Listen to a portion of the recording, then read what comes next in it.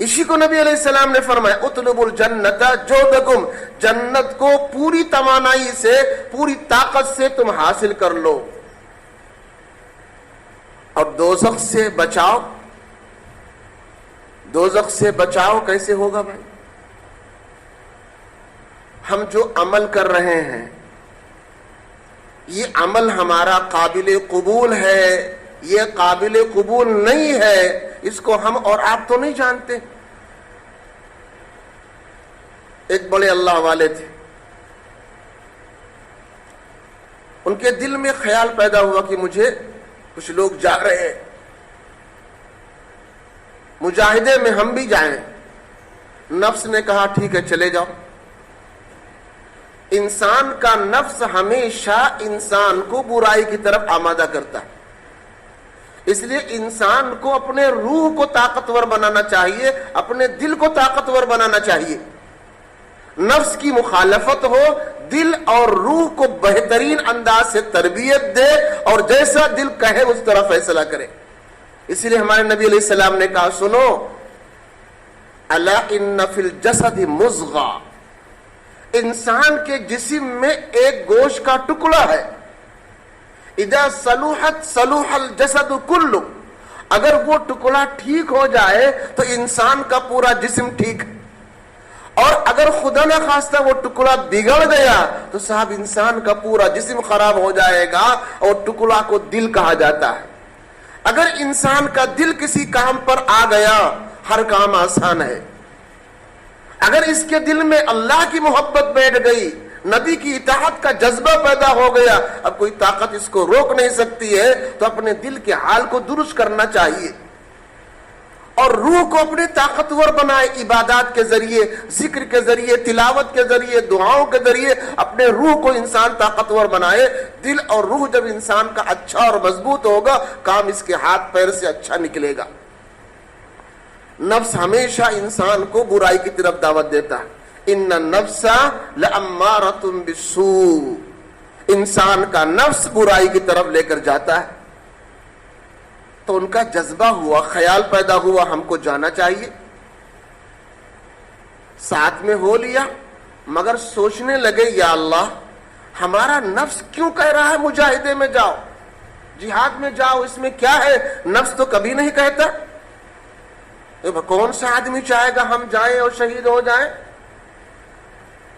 انہوں نے غور کیا، غور کرتے کرتے کرتے کرتے اس بات پر پہنچے کہ 20 سال سے ہمیشہ وہ روزہ رکھتے تھے، اپنے نفس کو بھوکا رکھا، پیاسا رکھا، تو نفس نے چاہا کہ صاحب اس مشقت سے یہ آدمی ہم کو چھٹکارا دے دے اور جا کر کے ایک دفعہ شہید ہو جائے۔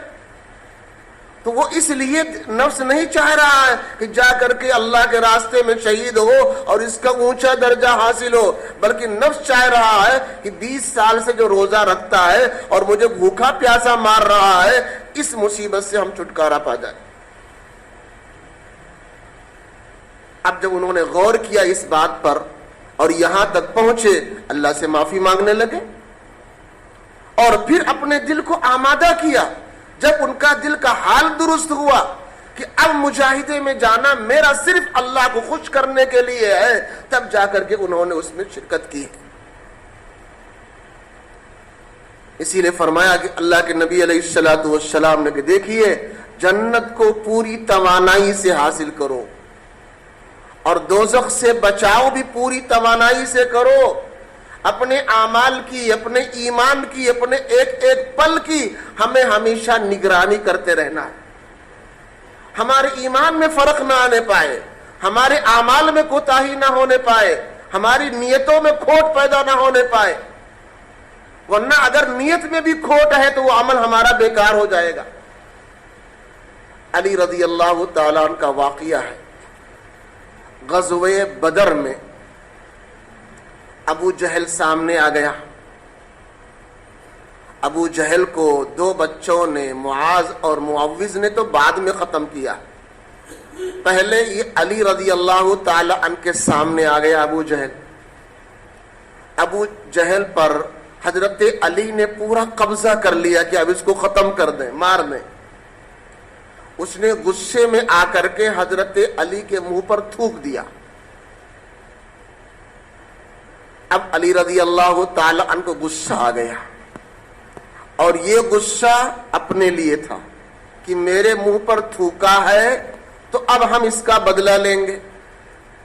جیسے یہ غصہ آیا حضرت علی نے اس کو چھوڑ دیا، جا ہم نہیں ماریں گے. جب وہ چھوٹ گیا تو کہتا ہے علی ہم تمہارے دشمن، تمہارے نبی کے دشمن، تمہارے دین کے دشمن، ہم تمہارے بھی دشمن ہیں، تمہارے دین کے دشمن ہیں، تمہارے نبی کے دشمن ہیں، اور ہمیشہ ہم نے تم سب کے خلاف سازشیں کی ہے، پروپیگنڈا تیار کیا، تمہارے دین کو، تمہارے نبی کو نقصان پہنچانے کے لیے کوئی عمل ہم نے چھوڑا نہیں. آج جب تم میرے اوپر قابو پا گئے اور تم مجھے قتل کر سکتے تھے تو آخر تم نے ہمیں کیوں چھوڑ دیا؟ کیوں آپ نے ہمیں چھوڑ دیا، مارا نہیں؟ تو علی رضی اللہ تعالی عنہ فرماتے ہیں کہ میں پہلے تجھ کو اللہ کے لیے قتل کرنا چاہتا تھا کہ تو میرے دین کا دشمن ہے، میرے نبی کا دشمن ہے، اور نبی کا دشمن، دین کا دشمن اللہ کا دشمن ہے، اس لیے ہم تجھ کو مارنا چاہتے تھے، لیکن جب تو نے میرے منہ پر تھوکا مجھے غصہ آ گیا. اب اگر ہم تجھ کو قتل کریں گے تو اپنے لیے کریں گے، اللہ اور رسول کے لیے نہیں رہ جائے گا، اس لیے ہم نے تجھ کو چھوڑ دیا. تو دوستو ہمیں اپنے اخلاص اور عمل کی بھی نگرانی کرنا ہے، ایمان کی بھی نگرانی، اعمال کی بھی نگرانی، اور میرا یہ عمل کس لیے ہو رہا ہے اس کی بھی نگرانی ہمیں کرتے رہنا چاہیے. ورنہ ایسا ہوگا اگر ہم مال خرچ کر رہے ہیں لوگوں کو دکھانے کے لیے کوئی فائدہ نہیں ہے، اگر ہم واعظ بیان کر رہے ہیں لوگوں کو دکھانے کے لیے کوئی فائدہ نہیں ہے، اگر ہم عبادات کر رہے ہیں لوگوں کو دکھانے کے لیے کوئی فائدہ نہیں ہے، تو ہمیں اپنے اعمال کی نگرانی کہ یہ میرا ہونے والا عمل اللہ کی رضا کے لیے ہے یا ہم خوشنودی کے لیے لوگوں کی کر رہے ہیں. ہمیں اپنے اعمال کی ہمیشہ نگرانی کرتے رہنا چاہیے. تو یہ اللہ کے نبی علیہ السلام نے فرمایا جنت کو پوری توانائی سے حاصل کرو اور دوزخ سے پوری توانائی خرچ کر دو بچنے کے لیے. آگے فرمائے کہ سنو، جو آدمی جنت کا متلاشی ہوگا، طالب ہوگا، وہ کبھی چین اور سکون کی نیند نہیں سوئے گا. فَإِنَّ الْجَنَّةَ لَا يَنَامُ طَالِبُهَا، جنت کا طالب اور جنت کا چاہنے والا وہ کبھی چین سکون کی نیند نہیں سوئے گا. حافظ صاحب سے پوچھو جب تک قرآن مکمل نہیں ہوا کبھی سکون کی نیند آئی؟ امتحان دینے والوں سے پوچھو کہ جب تک تمہارا پیپر چلتا رہا تمہیں سکون کی نیند آئی ہے؟ ایک کاروبار ہے، تاجر ہے، رمضان میں بزنس کرتا ہے، سال بھر کا صاحب بزنس اس کا ہے، اس سے ذرا پوچھو کہ صاحب تم کو سکون کی نیند آئی؟ کوئی بھی انسان جو ترقی کرنا چاہتا ہے، آگے بڑھنا چاہتا ہے، اس سے آپ ذرا پوچھو تمہیں سکون اور چین کی نیند آئی؟ تم خوشی خوشی سوئے آج؟ وہ کہے گا صاحب نہیں، مہینہ بھر ہوا، تھوڑا موڑا کہیں سو لیا تو سو لیا، ورنہ رات دن ایک کر رہے. میرا سیزن ہے، سیزن پہ کمائیں گے، سال بھر کھائیں گے. ایک دوستو معمولی چیز کو حاصل کرنے کے لیے یہ آدمی مہینے بھر کی قربانی دے رہا ہے، وہ جنت حاصل کرنے کے لیے جنت کے متلاشی کو کیسے چین اور سکون کی نیند آئے گی؟ اس لیے ہمیشہ اس کی فکر ہونی چاہیے. اس دنیا میں آ کر ہم کو غافل نہیں ہونا. گھر میں اگر سانپ نکل آئے، آپ کے علاقے میں شیر چیتا آ جائے، آپ بتاؤ اس سے بچاؤ کے لیے کیا کیا کچھ نہیں کریں گے؟ آپ اس سے بچاؤ کے لیے کیا کیا نہیں کریں گے؟ آپ سارے جتن کر ڈالیں گے.